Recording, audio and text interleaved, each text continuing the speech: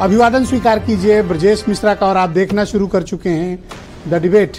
बहनों भाइयों, supreme court ने बुलडोज़र की चाबी निकाल ली है। बुलडोज़र अब वो काम नहीं कर पाएगा जो उससे इस्टेब्लिशमेंट्स यानी सरकारें कराती आई हैं। बुलडोज़र कार्रवाई पर सुप्रीम कोर्ट ने पूरे देश भर में रोक लगा दी है। पब्लिक प्रॉपर्टी पर इंक्रोचमेंट के अलावा किसी के प्रतिष्ठान, घर, मकान, दुकान पर कोई बुलडोज़र की कार्रवाई नहीं होगी और ये कार्रवाई 1 अक्टूबर तक की रोक है और इस पर बहुत ही विस्तृत और कड़ी गाइडलाइन सुप्रीम कोर्ट में बनने जा रही है।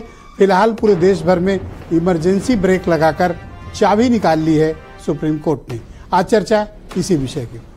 बहनों भाइयों, बुलडोज़र जस्टिस से हम आप सब बहुत अच्छे से वाकिफ हैं। उत्तर प्रदेश ने इसे शुरू किया था लेकिन पूरे देश भर ने इसे अपना लिया। कोई भी सरकारें हों, कहीं भी कुछ कार्रवाई करनी हो जिसे मीडिया में हाईलाइट करना हो या दिखाना है कि कार्रवाई हो रही हो, उसे कहा गया बुलडोज़र जस्टिस। यानी किसी का घर गिरा देना, मकान गिरा देना, उसका प्रतिष्ठान गिरा देने को बुलडोज़र जस्टिस करार दिया गया। इंस्टेंट जस्टिस, जिसे बुलडोज़र के नाम पर प्रचारित किया गया। बहनों भाइयों, सुप्रीम कोर्ट ने इस कार्रवाई पर रोक लगा दी और ये इंश्योर किया है कि देश भर में कोई भी सरकार, प्रशासन, पुलिस या कोई भी डेवलपमेंट अथॉरिटी किसी के घर और प्रतिष्ठान पर बुलडोज़र नहीं चला सकती है। सिर्फ पब्लिक इंक्रोचमेंट, जहां पर पब्लिक प्रॉपर्टी में अतिक्रमण हुआ है, जैसे कि फुटपाथ है, सड़क है या पार्क कब्जा किया है किसी ने, जहां लोगों के आने जाने की परेशानी है, कुछ उन्होंने चिन्हित किया। इसके अलावा अन्य किसी के घर और प्रतिष्ठान पर बुलडोज़र नहीं चलेगा। अब विस्तृत गाइडलाइन आएगी अक्टूबर में तो पता चलेगा कि एक्चुअली क्यों हुआ। बहनों भाइयों, जब किसी चीज की अति होती है तो उसका अंत ऐसे ही होता है। जब न्याय के दृष्टिकोण से बुलडोज़र चल रहे थे, पब्लिक सराह रही थी। कई बार ऐसा होता है कि जनता लॉफुल कार्रवाई को थोड़ा कम पसंद करती है। उसे लगता है कि ये अपराध हुआ है, न्याय भी तुरंत होना चाहिए। इंस्टेंट जस्टिस न्याय होता है लेकिन उसमें वक्त लगता है और उतना सब्र लोगों में होता नहीं, तो उन्हें तत्काल न्याय चाहिए होता है। तो तत्काल न्याय के लिए अगर किसी अपराध में सम्मिलित है तो सामान्य तौर पर हमारे उत्तर प्रदेश में एक परंपरा शुरू हुई कि उसका घर गिरा दो, दुकान गिरा दो, और अगर कोई प्रतिष्ठान है तो भी गिरा दो। तो मीडिया में भी बहुत हाईलाइट होता है और सरकार अपना चेस्ट थंपिंग भी कर लेती है। अपोजिशन में भी थोड़ा सा दबाव बनता है और लोगों में एक डर बैठता है कि अगर अपराध किया तो घर गिर जाएगा। लेकिन अपराध इस समाज में रुक ही नहीं सकता है, होगा। हमें इसे प्रिवेंट करना है, कितना कम से कम कर पाएं ये हमें इंश्योर करना चाहिए।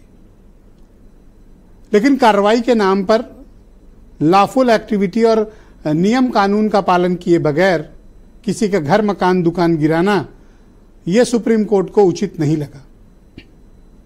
हालांकि इसके कई अपवाद भी हैं। हैरानी इस बात पे होती है कि अकबर नगर के लोग पूरा मामला लेके ट्रायल कोर्ट से लेके हाई कोर्ट होते हुए इसी सुप्रीम कोर्ट गए थे।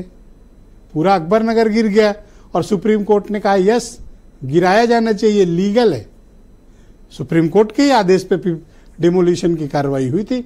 सरकार की कार्रवाई को इसी सुप्रीम कोर्ट ने जस्टिफाई किया था और अब सुप्रीम कोर्ट का लेकिन कहना है कि किसी के यहां बुलडोज़र नहीं चलेगा। तो चलिए, पंतनगर और कौन सा है खान साहब, अबरार नगर और खुर्रम नगर, इंद्रप्रस्थ नगर, इन सब लोगों के लिए थोड़ी राहत की सांस है कि इनके प्रतिष्ठान बचेंगे। लेकिन बहनों भाइयों, ये बुलडोज़र जस्टिस ने क्या राजनीति को भी बहुत बढ़ावा दिया है? यस। बुलडोज़र एक्चुअली, जैसा अखिलेश यादव कहते हैं, उसका माइंड नहीं होता है, सिर्फ स्टीयरिंग होती है और चलाने वाले का स्टाइल। लेकिन बहनों भाइयों, ये प्रथा गलत है। जरूरी नहीं कि जो अपराध किसी ने कारित किया हो उसका परिवार भी उस अपराध में सम्मिलित हो। कई बार ऐसा होता है कि बहुत से लोग अपने बच्चों के प्रति या अपने फैमिली मेंबर जो है, जिन्होंने जो अपराध में सम्मिलित हैं, परिवार की सहमति नहीं होती है। लेकिन जब किसी का घर, मकान, दुकान गिरता है तो पूरे परिवार प्रभावित होता है। इस दृष्टिकोण को भी एक अपनाया जाना चाहिए और चिन्हित करके तो किसी पर कार्रवाई नहीं ही होनी चाहिए। एक ये विषय है। तो अब यूपी सरकार क्या करेगी? अब वो न्याय कैसे देगी? तो बहनों भाइयों, ये रास्ता तो बंद हो गया, लेकिन रास्ते बंद होते हैं, खुलते भी तो हैं।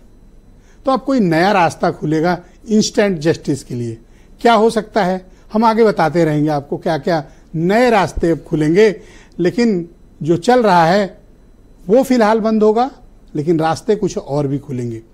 तो क्या बुलडोजर की राजनीति उत्तर प्रदेश में सत्ता पक्ष और प्रतिपक्ष के लिए दोनों को फायदेमंद थी? तो इसका जवाब है हाँ। एक पर कार्रवाई हो रही थी, दूसरे किलस रहे थे, इकट्ठे हो रहे थे। उनका वोट भी इकट्ठा हो रहा था, इनका वोट भी इकट्ठा हो रहा था। लेकिन अब सुप्रीम कोर्ट ने इस पे ब्रेक मार दिया। इस राजनीति से फिर लाभ किसको है? बहनों भाइयों, सिर्फ पॉलिटिकल पार्टीज को और किसी को नहीं। तो आज हम चर्चा इसी बुलडोजर की करने वाले हैं कि जब अब चाबी निकाल ली गई है, पेट्रोल और डीजल बुलडोजर को मिलेगा नहीं इन सब काम करने के लिए, तो अब क्या होगा, व्हाट नेक्स्ट? तो आज चर्चा इसी विषय पर, कुछ स्टेटमेंट सुन लें आप, फिर आज की डिबेट को हम आगे बढ़ाएंगे। उत्तर प्रदेश की सरकार और बीजेपी के लोग इस बुलडोजर को इतना महिमा मंडल कर रहे थे कि बुलडोजर ही न्याय हो गया है।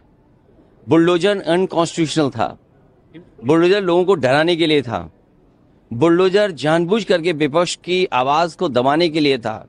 मैं धन्यवाद और बधाई दूंगा सुप्रीम कोर्ट के इस फैसले को, जिसने बुलडोजर को रोकने का काम किया है। जो बुलडोजर चला रहे थे योगी जी, ये पूरी तरीके से गैर कानूनी कार्य था। बहुत ही अच्छा निर्णय दिया है माननीय सर्वोच्च न्यायालय ने।